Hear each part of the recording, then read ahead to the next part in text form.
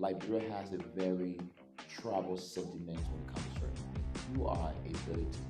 How do you speak to a pastor who thinks that a Mandingo man is this or a Muslim man is this? How do you tell that pastor as a leader that being a president, this is what I intend, how I intend to build this country?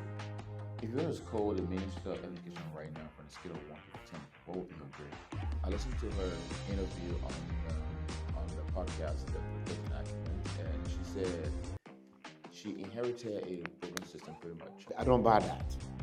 No. You see, when you are being told to become Minister of Education, you should have a plan. First of all, the government of Liberia should have no reason to spend money on terrorism. No, I think the removal of Yekeh Kolubah is a height of intolerance and political arrogance.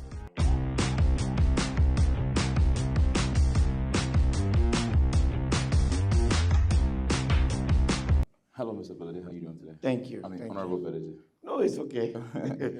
Yeah, we have a couple of things to talk about. Okay. But before we start, I have something that I want to read out to you just to get some understanding, right? Yeah. Since the Civil War ended, Liberia have been promised transformation, promised accountability, promised development, promised leadership that finally puts the country first. But daily life tells a different story. Hospitals without medicine, schools without resources, roads that disappear with the first drop of rain, young people who want to work but can't find job, communities where law enforcement exists in name but not in impact. Liberia isn't a poor country, it is a country with poor outcomes. Foreign businesses thrive in Liberia and Liberia entrepreneurs suffocate. The Liberianization Act exists on paper, rarely in practice, and election after elections, promises are made loudly and forgetting quietly. Our conversation today will be surrounded by about the actual things that are happening in Liberia and not in slogans. Why a country like Liberia, so rich, but actually rich with a lot of potential, but still struggle with things that we should not struggle with? Well, you know, that piece you just read, if I would make any comment on it, I would refer to that as a summation of the Liberian tragedy. A country that was formed in search of freedom for black people that were enslaved and after slavery wanted to come home. A country that was built on so much hope, not just for Liberian, but for the entire, black population in the United States and in the diaspora. And everything that Africans who suffer in the hands of colonial power they could hope for was in Liberia. Liberia was an example of independence. Liberia was an example of self-governance, everything. The tragedy is every step of the way there's been a letdown. From the beginning, where the settlers and those they met did not get to properly connect. And governance in the eyes of those who came became a matter of associating or executing their mission without the rest of the people. That continued until a military coup, which was also the beginning of another set of hope, a hope that finally everyone in Liberia will become part of our democracy. And that also was dashed because the military went to power and saw something else and did not have tolerance for dissent. And then, from that moment, we keep degenerating into chaos until 10 years later, the Civil War was launched. So I would say we have had a country built on dreams, on paper, but those dreams have never been realized in reality. And so, yes, you can easily say that we've said so much, but yet we've done so little. In my personal opinion, I strongly believe that a healthy society is more promising, and all nations should invest into that aspect of their, you know, the country. As it is now, Liberia is heavily dependent on foreign aid. As a president, what is your strategy? How will you want to transform the health sector?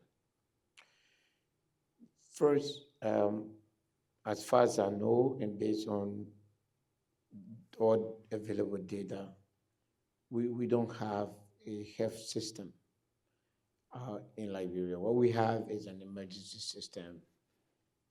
So you need to first establish a health system. For me as president, our investment would be in ensuring that there is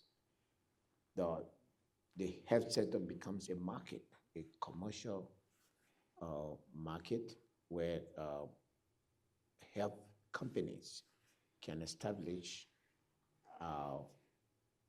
hospitals around the country, and government can buy insurance from government.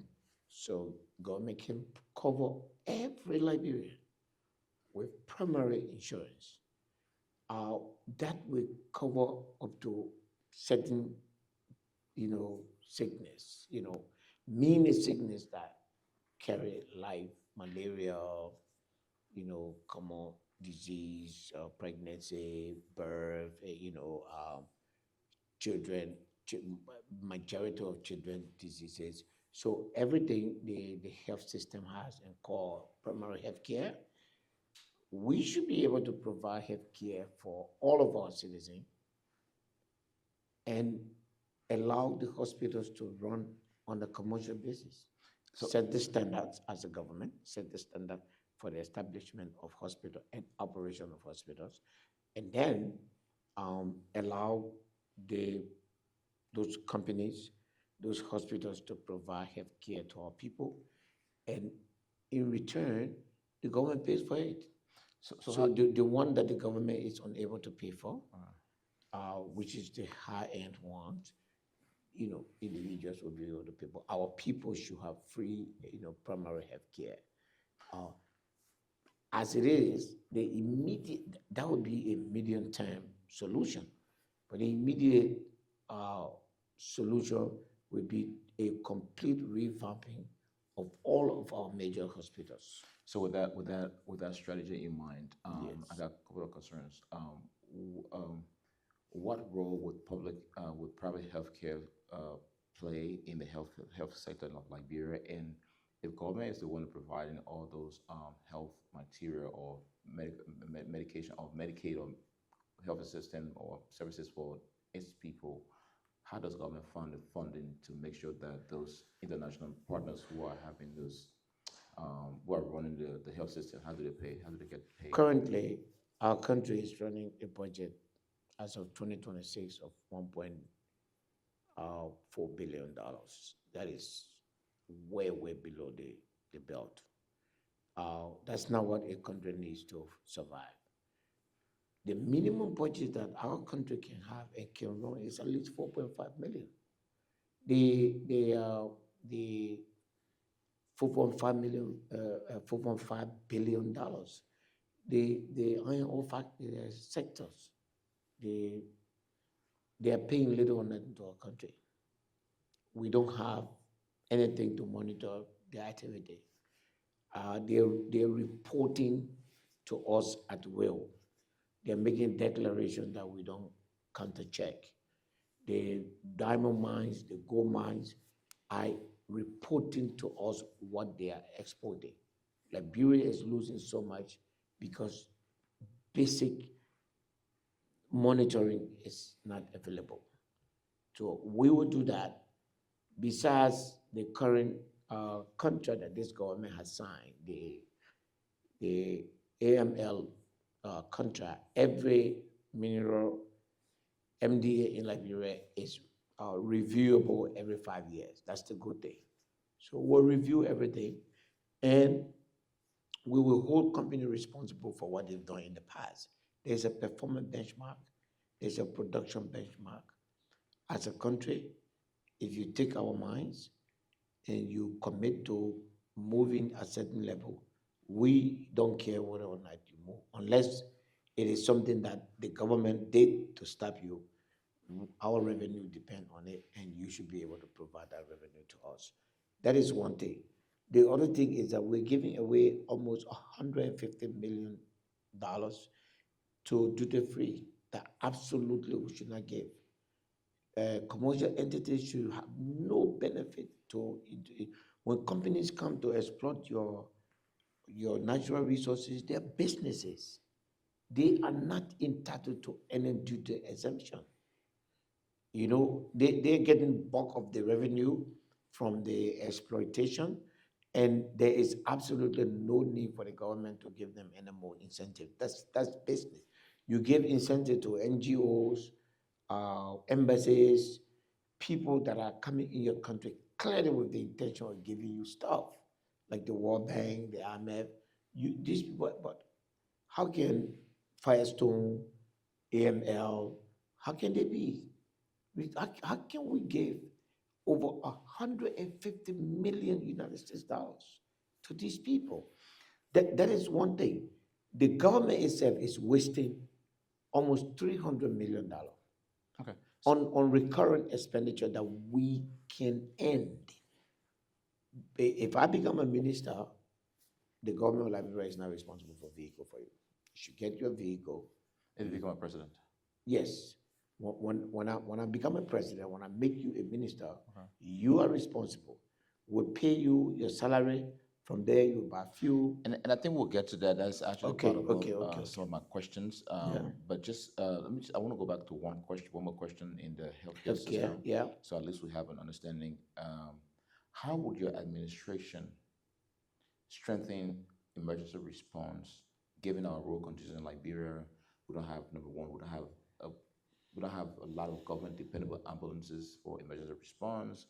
We don't have like helicopter to fly somewhere up from one Canada. How would the administration make sure that it strengthens emergency response in Liberia in the health sector? So you just said it. Every county should have a major referral hospital. It is the only way to deal with emergency. So if the county has, in some instances like Nimba County, you should have more than one because of the size of the population. And we can do the math. We can do the math and create a ratio where we say to every maybe 150 to 250,000 people, there must be one major referral hospital. Secondly, everywhere has to be accessible, because to get emergency health people to the hospital, the ambulance must be able to reach there. It must be reachable. And in order for it to be reachable, communication must also. So emergency response is not just merely healthcare. It's a whole infrastructure, road, telecommunication, and then, of course, the hospital. So you can have a comprehensive health center where, you know, given the severity, that can be the first point of referral.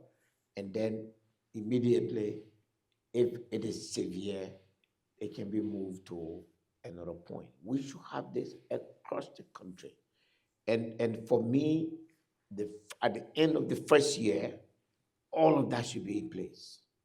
Every county, I mean, every district, the 73 districts in Liberia, every district should have an ambulance.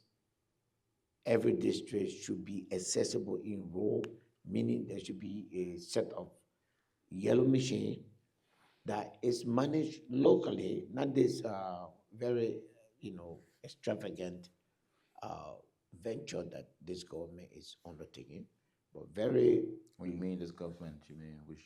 the Joseph Boca government. Okay. So the Unity Party government. Okay. So it's a different one. I have the experience in that. I've been running machine in my. So when you talk about healthcare, you have to create a context in your mind, especially when you're talking about emergency healthcare delivery to the people. It cannot come in the form of just healthcare. It has to come with role, it has to come with telecommunication, and then the medical infrastructure.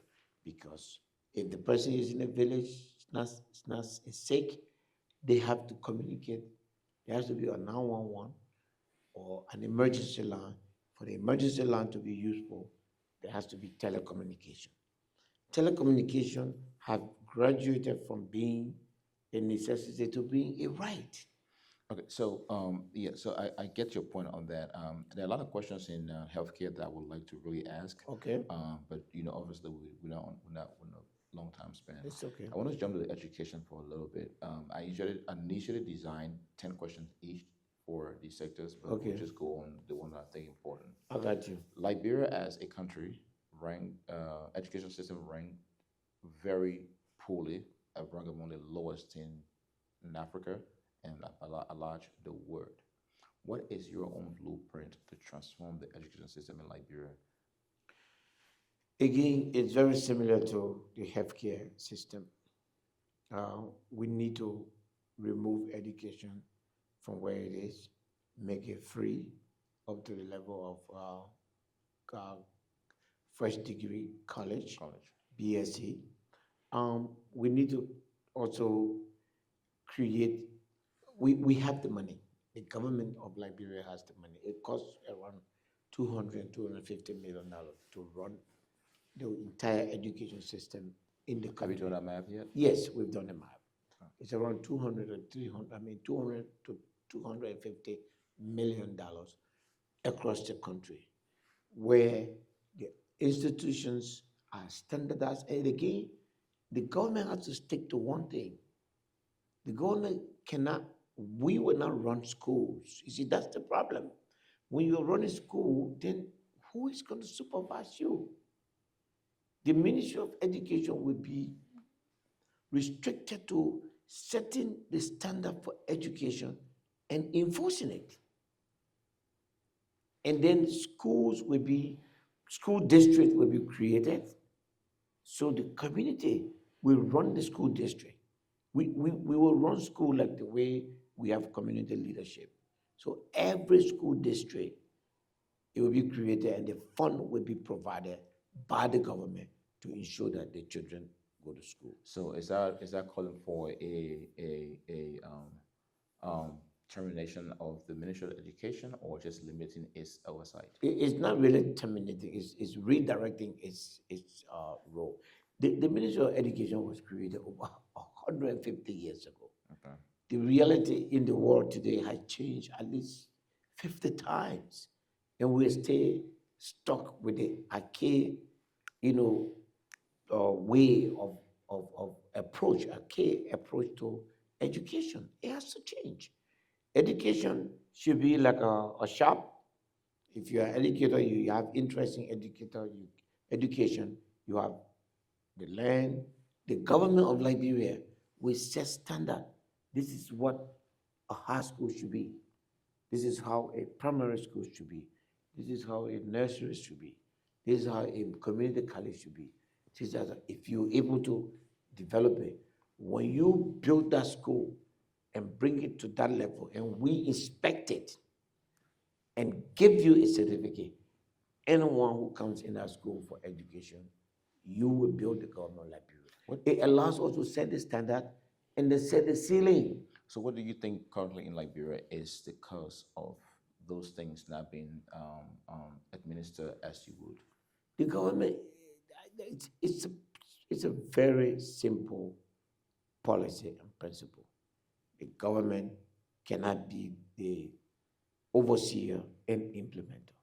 Okay, so when we're talking about conflict of interest, the thing That's is, a classic conflict of interest. you were a sitting policymaker of the Republic of Liberia, representing the Yes. people of District Number 7, Nimba County. Correct. And as it is now, there are people who are lawmakers who own schools within Liberia.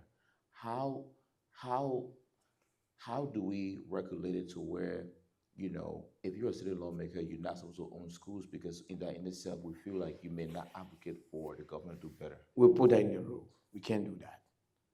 We'll put that in the rule. Those schools will not be allowed to operate, and unless we see clear documentation that a lawmaker was once an owner of the school and he no longer carries interest in that school. We can't do that. How do you manage that? Or you can always remove yourself as owner. What we are saying is that, we don't want to shut the schools down just because it's for a lawmaker. We want to make sure that it's not with him, and that anything regarding that particular school that comes before the legislature, that lawmaker has to recuse themselves. But education should be turned into opportunities for educators. You're not sitting here in the United States. We have hundreds of Liberians who are good educators, given the opportunity and the finance to establish educational institutions. They will do it and run it effectively. That brings us to another question. And that for me is an entrepreneurial venture, and those people can receive money in advance to build schools, to run it. And once you get the money in advance and you build the school, whatever tuition that the government will be paying you, a certain portion will be taken back until the money we give you is finished. School will be all over. That brings me to another question that I would like to ask. How will you improve teacher training and certification in Liberia? Well, the whole thing needs to be overhauled. At least 70% of our teachers in Liberia are totally untrained. The entire teacher network needs to be evaluated properly. And there are categories of teachers. There are teachers that are trainable, have basic education, and need to go to teacher training for at least a year or so. You exclude those. There are those who just don't belong in the classroom. Your strategy, and they will get rid of those people. Okay. And there are those who are past the age of being capable of properly impacting knowledge onto students. We will honorably, retire those people and thank them for the services that they've rendered. How will you, as a Commander-in-Chief of the Republic of Liberia, ensure education funding reach the actual designated school that's supposed to have it, and it's not stuck in the pipeline? How will you curtail and dismantle and eradicate the idea of ghost listing of institutions who say they're getting money from the school but they're not in existence? So we're going to create a code. We're going to create a code, a special code for it, to deal with individuals that will establish schools and try to serve on government money. There will be a special code to specifically deal with that. So when you go and establish a school and send a bill, but these things are happening because we don't have a national identification system. If you were to score the Minister of Education right now from a scale of 1 to 10, what would be her grade? I think it would be unfair to grade the Minister of Education because I think there's nothing there. If I will ever grade her, I will only say she's probably not being.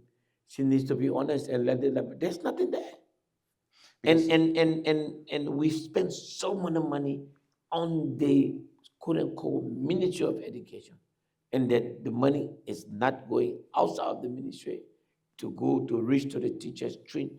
Look, Turay, we are graduating at least minimum 10,000 college graduates now every year. We still have people in classroom that are not even a fitting high school student. That doesn't jive. So I listened to Minimally, we should be able to recruit new students, new teachers. So that's why evaluating the Ministry of Education is like evaluating a vacuum. For me, it doesn't exist.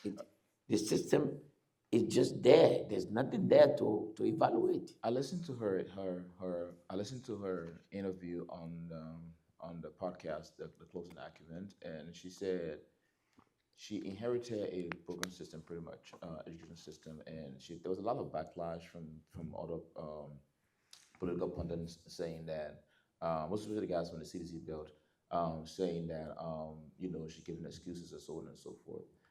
How well do you sympathize with that her statement that she inherited a? No, I don't buy that. No. You see, when you are being told to become Minister of Education, you should have a plan. When the legislature, when we first enter that place, you should present a plan to the president and say, if you want me to do what you want me to do, this is what I need. Where is that plan?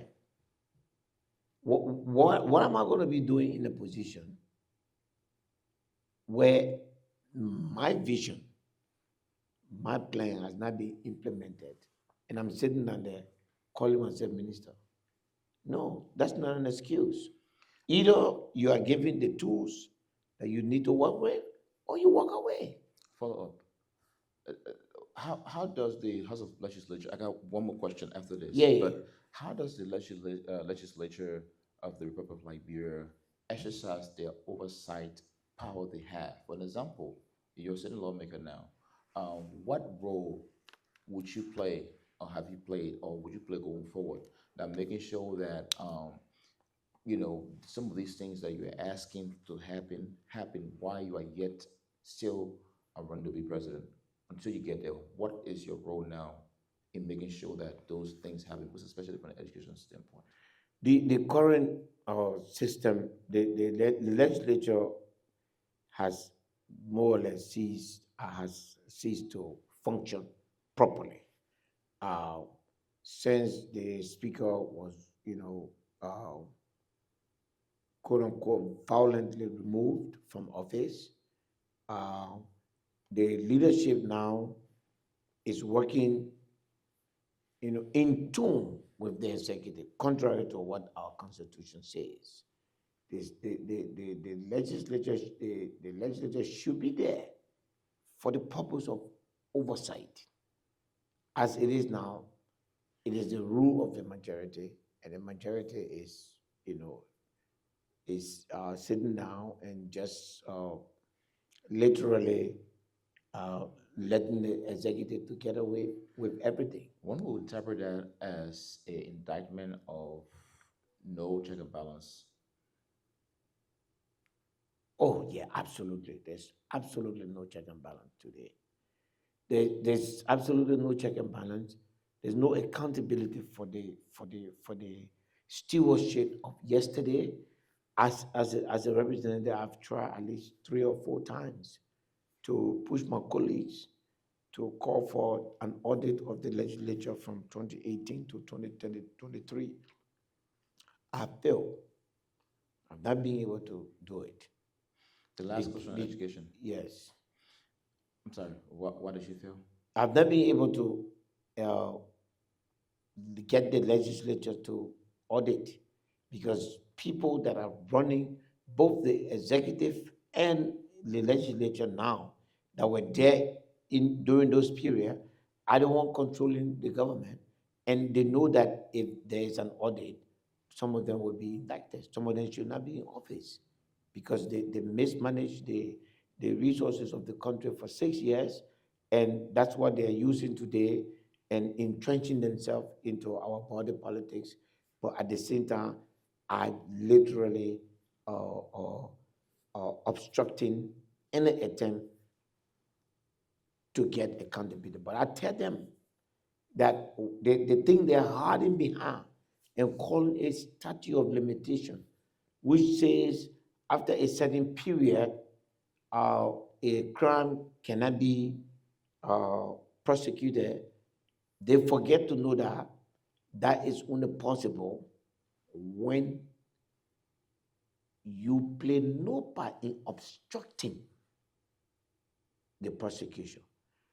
But they spent the last 2 years blocking an audit of the last six years, and now they're going to come and say, "Oh no, that period has elapsed."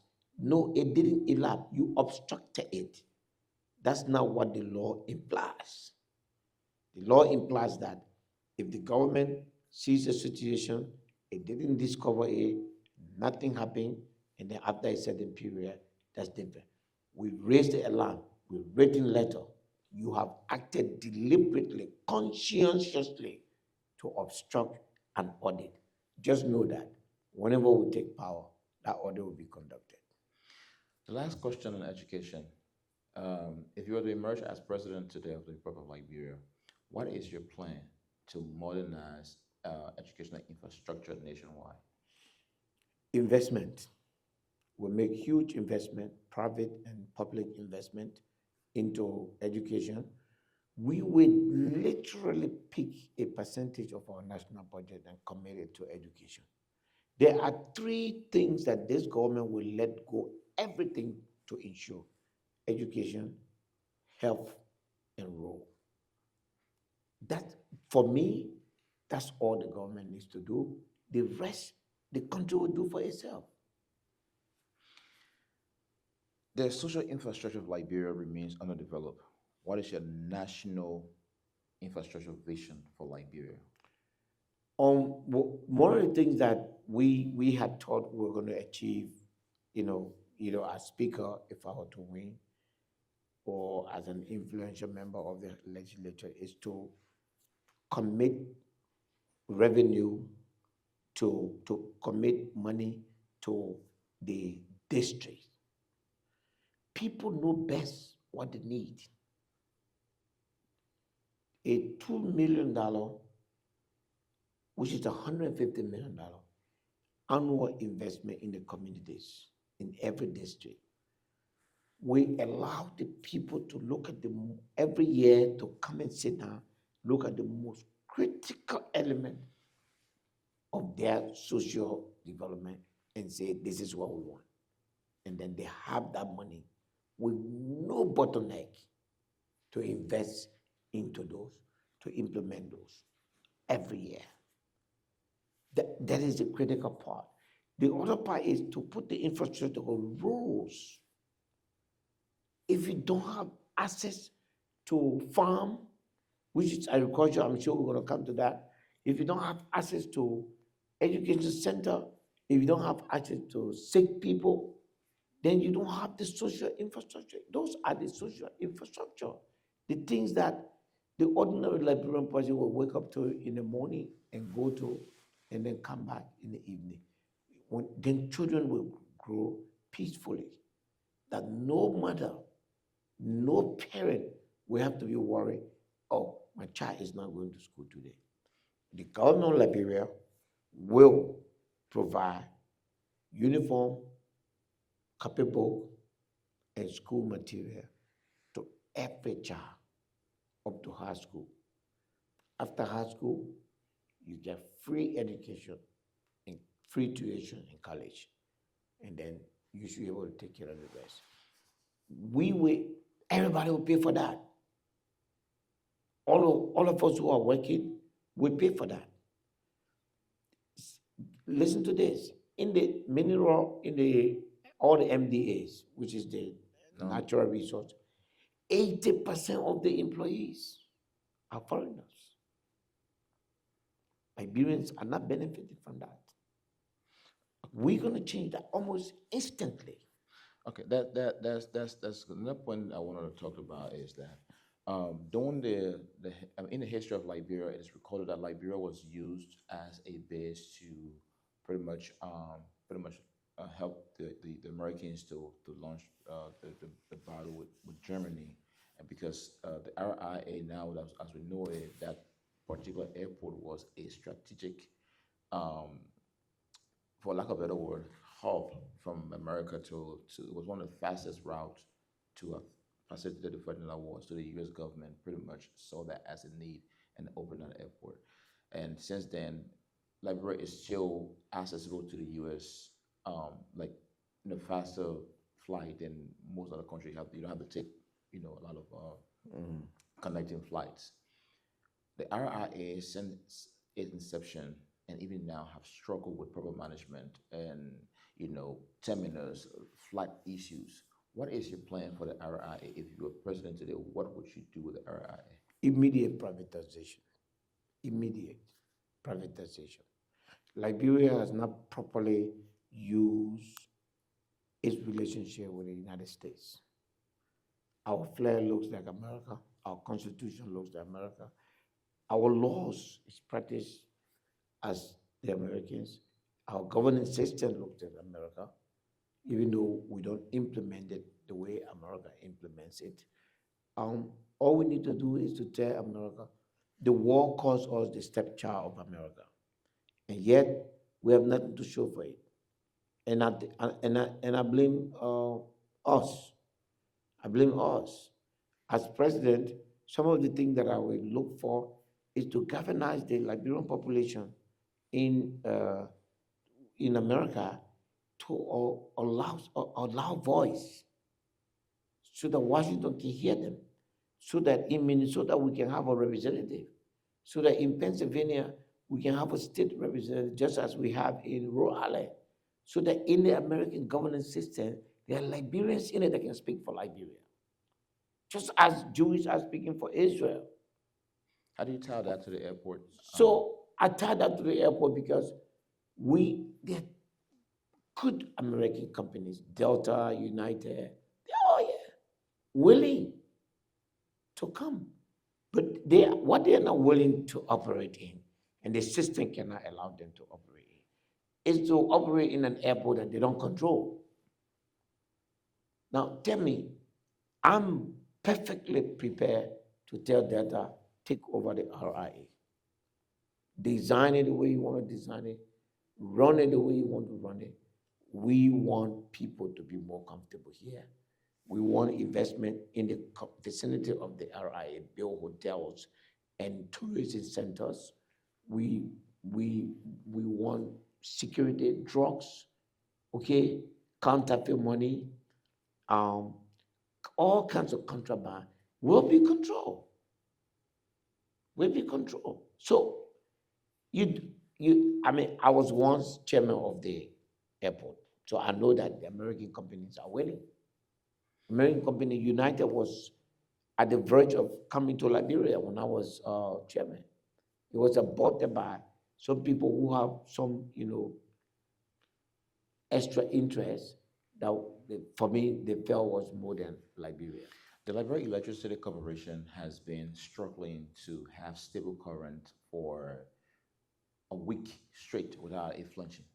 And it has come to a point where it is a norm where even when I was back home, there are even lawmakers who have oversight to question these guys why they're not doing the job they're supposed to do, the way they're supposed to do it. And when it comes to like, LC come today, oh my God, and they have to put like machine on, a generator on. What is your plan to make sure that LC becomes stable in Liberia?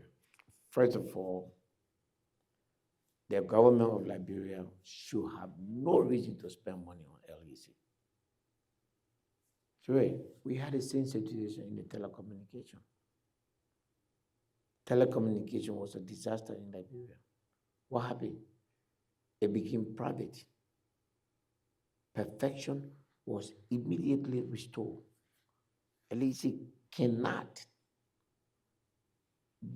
The LEC controlled by the government of Liberia has no capacity to provide electricity for it. It cannot, it would not be able to do it. If you put a managing director, the guy that is there now, he's knowledgeable. The frame, the structure, the people, the mentality is not conditioned to operate based on profit and loss. So we will almost immediately privatize LEC. So privatization. Privatization. Maybe there are three sectors in the electricity provision. There are three segments. You have the generation, I believe. You have the distribution, and I think there's another one called transmission. Okay. So all of these need to be, you don't only need to privatize it. You need to privatize all of those segments. So somebody is there to give you the machine, the equipment that will provide the light. Somebody is there to sell the bulk light. Somebody is there to distribute it. Boss man, if you build a house today, within 72 hours, the electricity company will come to run it, right? It's private. They're looking for customer. As a matter of fact, they actually start when you do the foundation. Exactly. They are looking for customer. The guy who is to LEC, who will take pay anyway, no matter the outcome of LEC performance, what motivation he has to work? Now, What do you think about the idea of superintendent in Liberia? Do you think they should be appointed or should be elected? well, I have a different view on the whole governance structure. I think most of the government should be localized. I think the superintendent should be elected. But I think that we should have also a local council. So you elect the superintendent, and then you elect a local legislature.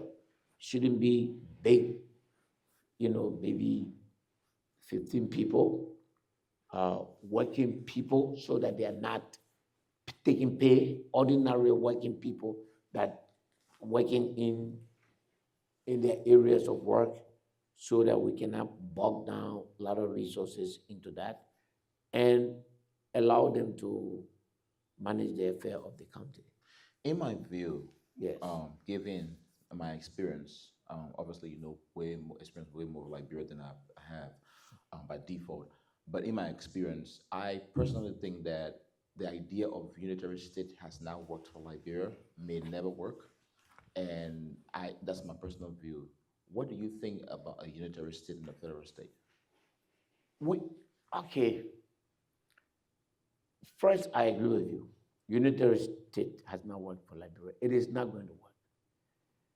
Can we have a full federal state? I don't think so. But we can find something, a hybrid that function effectively, localized government, uh, create a local revenue generation system, and then uh, make sure that the budget of the counties are incorporated into the national budget. So every development, whether it's road, so you have what we call the federal government and the local government. So there are certain things like national security, administration of justice, uh, you make that national. But education, healthcare, you understand? Road infrastructure, localize that. Let the people manage their own affair. Let them have their own road, maintenance entities. Let them have their own health authorities. Let them have their own educational, how we call them, school district. Let them have their own district set up and operate, so that everything cannot be in Monrovia. The role of the national government will be, at any point in time, if a local government system goes out of hand, the president uh, can take a certain action and then report it to the legislature, and the legislature has 90 days to approve the president or to say, no, the president cannot do this. Our country will be much better. Okay. Growing up in Liberia as a child, I've seen government come and go. Politicians have came, give their rhetorics, made a lot of promises. And one of the reasons I took interest to have this conversation with you is because Number one, I don't care about politics. My mind is more on leadership than politics because we'll never agree when it comes to politics. But I believe we may agree when it comes to leadership because leadership is about certain standards, right? But you are the only Liberian politician, so to speak, so far in my experience that not just saying when you put me, this is what I would do, but you started exemplifying some of those things. For example, one of Liberia's major problems is road connectivity. That in of itself, personally, you pretty much you intrigued me in that area. Okay, what has been some of the challenges since you started that journey? And as a matter of fact, how can God, with your sneak peek of some of the development you've done when it comes to road, what is your approach? How will you make sure that you connect all the 15 counties in Liberia? Hands on, hands on. The president of Liberia has to be hands on. He has to wake up in the morning and make sure that all his 15 counties are running effectively. He has to wake up in the morning that all of the schools are functioning, all the hospitals are. It has to be hands on. I've learned as the head of running my own campaign, being the head of my own foundation, that until we reach to where we're supposed to reach, hands on, meaning you have to be present. You have to get in the car to go inspect the road. If the minister of finance tells me I've disbursed all the money for all of the road work to start and by now everything to start, you should immediately call the minister of public work to find out if that's true. You should go the next day to the site without informing them. Go to the site to see what is going on. And if it is contrary to what they have told you, you fire them. Mr. Bility, you're a successful businessman in Liberia, and you also understand administration to a lot of the stand from the political standpoint. You've worked with Liberian leaders. You know for a fact that as a president, you have a lot of engagement. How will you make sure that you are there, according to what you're saying? That's how I've done what I'm doing now, and I'm not going to change about that. They are the reason why I will be president. They are the people. If you don't care about them, they're going to punish you at the poll. Look, the people need to see their leader working on their behalf, not sitting there in convoy or having, luxury program, reception. No, I want to be on the front. I want to be in a helicopter. I want to be in Grand Judah this morning. I want to be in Topmabura in the afternoon. I want to be in Buchanan in the evening. And then I come home. I want to wake up in the morning and I'm seeing in different parts of the country. You have to be there. It is the only way. Once the God knows that the president could come here anytime, I'm not going to come there like that. There has to be a reporting system that comes automatically. And I will pick which report I will review. What is your plan to reform the justice systems and law enforcement in Liberia in general? Or they have to be completely revamped. The police, the entire justice system, from the police to the court. For the judges, we have to train them more and pay them more. And then work with the Supreme Court to properly superintend their work. Put a good surveillance to make sure that they are not involved in any corruption, and that to make sure that any judge found guilty of corruption is punished appropriately. To make sure that we have a system where whistleblowers are giving us report of, and those whistleblowers become are properly protected. The national police have to be totally revamped. 80% of the people just need to retire. We have over 50,000 young men that have graduated from college. That you can send at least 3,000 to 5,000 off to the National Police Training Academy. You can ask at least 10 to 15 governments to train some of your police. We have an existing relationship with Egypt. You can come to the United States. And this is one of the things, for me as president, I will have a relationship with the states more. I will come to the state of Maryland. I come to go on the West Board and say, can you help to train 100 police for me every year?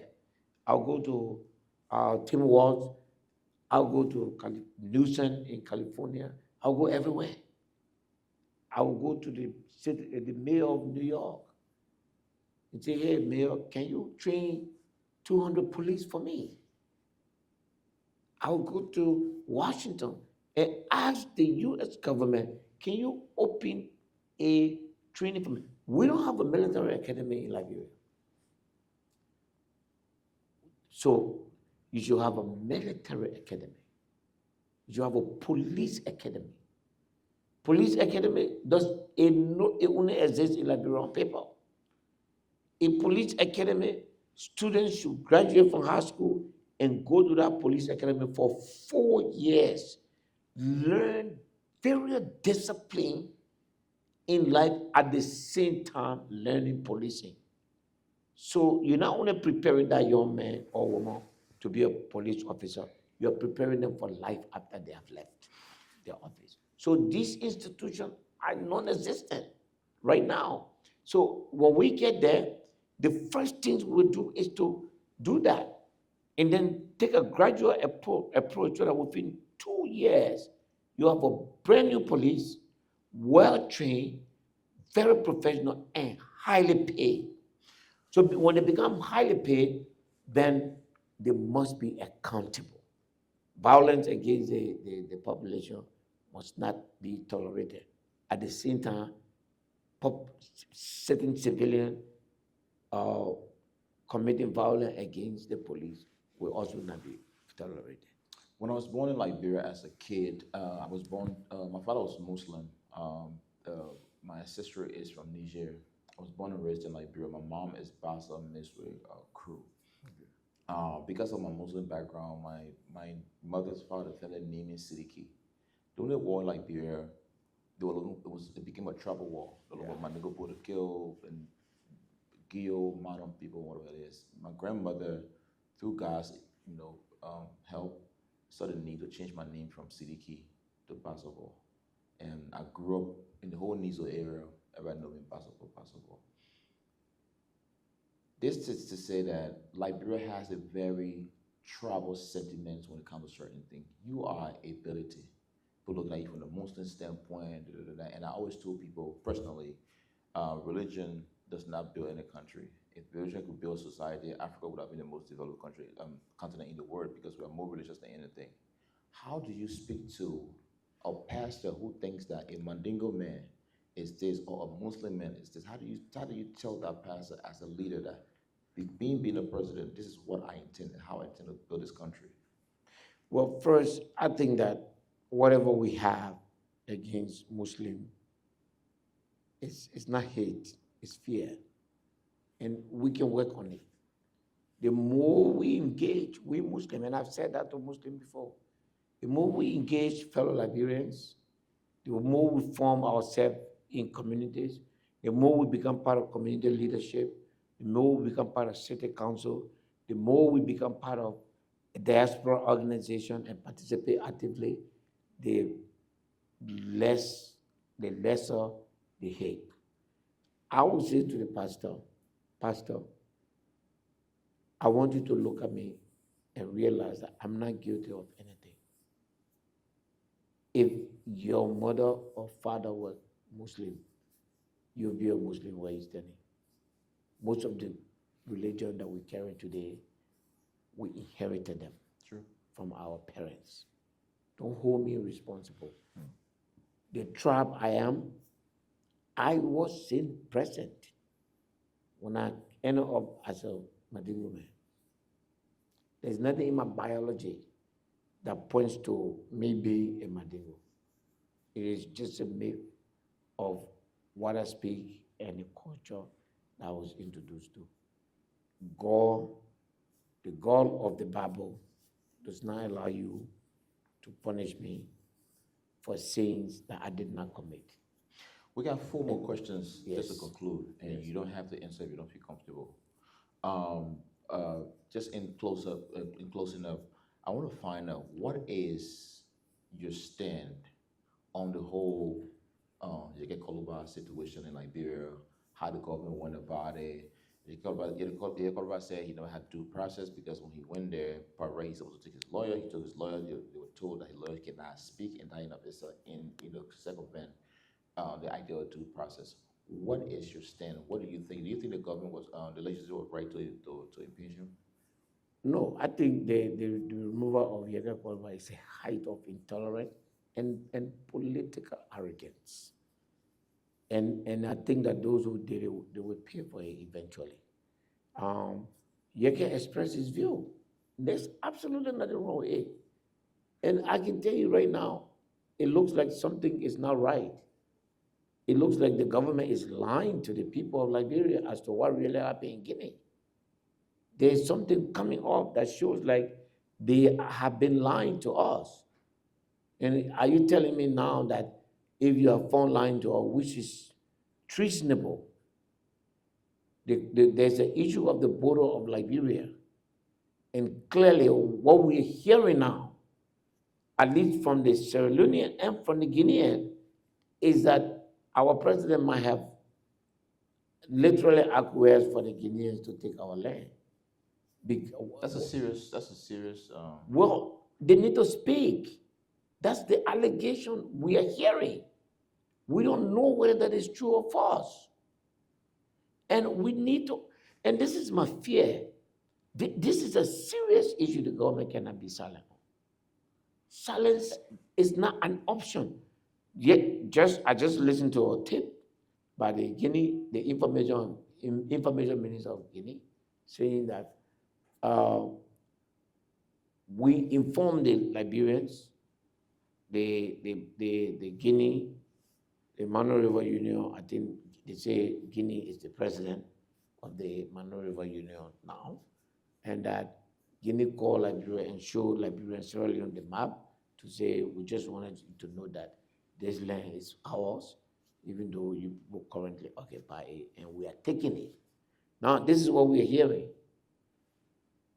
It appears as though the government of Sierra Leone seem to have agreed to say, okay, based on the map, based on the measurement, this is your land, take it.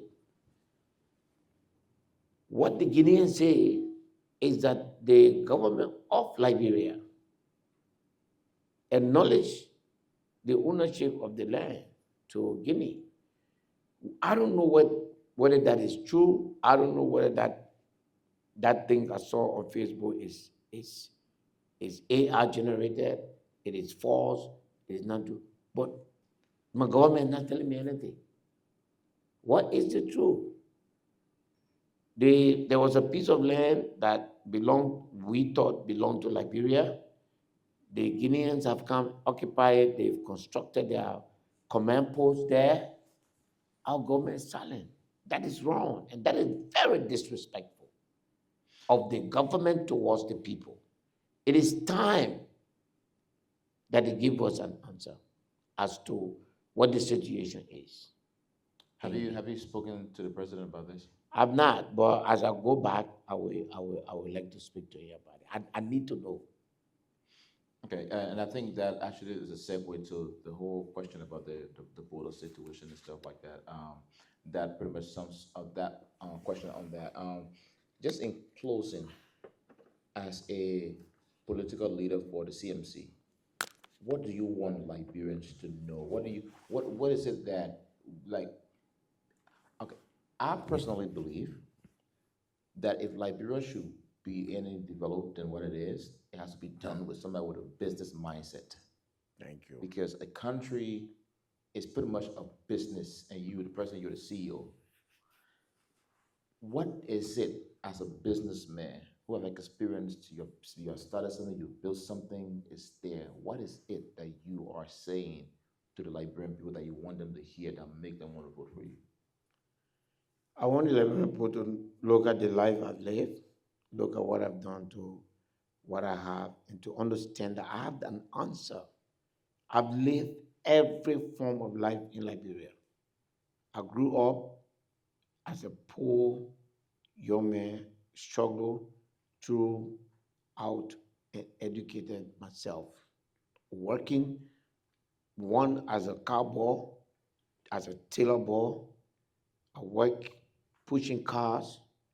I work selling gas on the street. I'm a bootstrapper. I've been down there. I know everything that goes on the street. I know what the young men and women that are selling on the street every day, I know what they are going through. I know that's not where they want to be. I know the mothers that are in Waterside selling, I know that's not the condition they want to live in. I know the mothers that are in West Point with no electricity, no mosquito coil, and I know that's not what they want. I know the mothers whose children cannot go to school and they sit there in agony. I know that's not a life. I know the government has to come for them. I know that what we are using as government can be used to change the life of the Liberian people. I know that. I know how to do it. I know how to manage the government resources so that everyone in Liberia can benefit from that resource. I know how to do that. I know how to stop the government from bleeding. I know how to stop the legislature and the executive from taking bulk of the money of the Liberian people and sitting over it. I know how to take that away from them and put it in on school and put it in the hospital and put it on the road so that Liberian people can fetch for themselves. I know how to make the production of rice a huge business in Liberia, where we can spend hundreds of millions of all those people who are on the street looking for money, selling on the street, will not be on the street when they know that they can make thousands of dollars making rice, which takes only 4 months to harvest. So I know how to turn all of these difficulties our people are going through into opportunities for them. I think I should have asked a question before asking this one. I'm sorry. It's okay. What is your plan for, quote unquote, the so-called Lebanese who are taking Liberian businesses, who are exploiting Liberian employees, who are in that country doing businesses that support not Lebanese, but Indians and foreigners who are doing businesses that's supposed to be Liberian? What is your plan? Every Indian that is in a store in Liberia will have to leave the store. If you don't have a 50% Liberian ownership, you can't be in that store. We'll not allow that. We will not allow that. Go to Ghana. 90% of the stores in Ghana is operated by Liberians. Ghana is one of the most thriving. Ghana is an example that we're capable of running our country. That thing where you got foreigners in the stores in Liberia, it will stop almost immediately. If you have a store and you don't have a Liberian partnership, you will find different business to do. Those businesses are for Liberians, and we'll make sure they have it. And the question will be, do they have money? The government will provide a loan. The government will work with the banks, okay, to provide a loan. Look, it's a matter of putting people together. Put 1, 2, 3, you'll go to China. You'll go bring 144 container. Every month, container coming from. There's nothing these Lebanese in these stores and the Lebanese and the Indians in those that can do, the Liberians cannot do. We've been everywhere. Our men and women are there. We have to empower them. You have a store that is 100% operated by foreigners, that store will be closed. Well, Mr. Bility, thank you so very kindly for being here. I hope to speak to you again. And I think there are a lot of questions that need to be asked. There are a lot of answers I think you can provide. I like how you articulated your plan for Liberia, and I hope that Liberians, can listen to somebody, who has a plan. At least give us a blueprint of what we're going to do. If you're going to be president, what we're going to do. Don't escape the debate. Come to us. Let's see what happens, and let's know. Let the Liberian people be able to vote, with with informed, let them make an informed decision. I want to thank you for coming. I appreciate the time. I'm humbled to have had you, and let's hope to do another section another time. Thank you, sir. Thank you, sir. I appreciate it. Thank you. All right, folks. My name is Ernest Abraham Turay. I'm a Liberian. I'm born and raised in Liberia, and this is our first podcast trying to find out what is it that Musa Bility brings to the table. Please follow us on the link below for more, and we hope to see you again. Thank you, and God bless you.